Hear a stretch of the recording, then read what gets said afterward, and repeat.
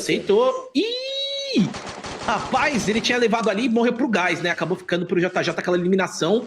Tá tranquilo pra eles. Vamos ver agora o que vai acontecer. O Ronald chegando. Cara, 17 vivos. Tá fechando a safe, olha agora. Vai ser tudo ou nada, Nobru. Vai ser tudo ou nada, Nobru. Daqui a pouco agora a movimentação é por parte da Kings, que tem 4 jogadores. Será que a galera vai ficar feliz? Será que a galera vai ficar triste? A torcida da Kings é gigante também. A da Noise não precisa nem falar. Dá-lhe biribas pra cima do boi. Pra cima deles. Olha aí o Ronald. Já vai dando aquela escalada. Nervoso vai sendo ali alvejado. O boi mugiu e caiu. O boi mugiu e caiu. O Nervoso vai utilizando ali da movimentação em cima da pedra. 16 jogadores vivos fazendo um agachamento ali da academia. Pra cima e pra baixo. Nervoso fica em choque. Não vai conseguindo clicar. O boi tá de volta.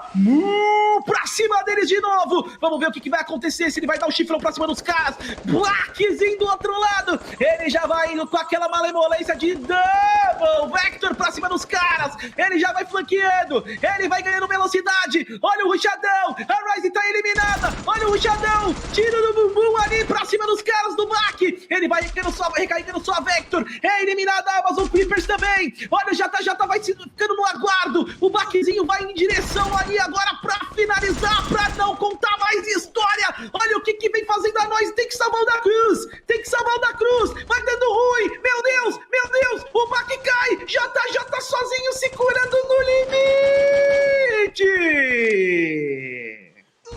Meu Deus do céu, Gordox. Bruno. Você tá doido, meu parceiro. Era time de tudo que é lado. O Barquezinho psicopata entrou dentro do gás com o Double Vector, foi pra cima dos caras. E é isso mesmo, meu parceiro. Noise já foi eliminada, mas começou o dia de hoje com o pé direito ali, meu parceiro. Conseguindo aí, ó. Conseguindo segurar a terceira colocação, porque o Buia é da equipe da Top 10, meu filho. Chuva de vapo e vamos de replay.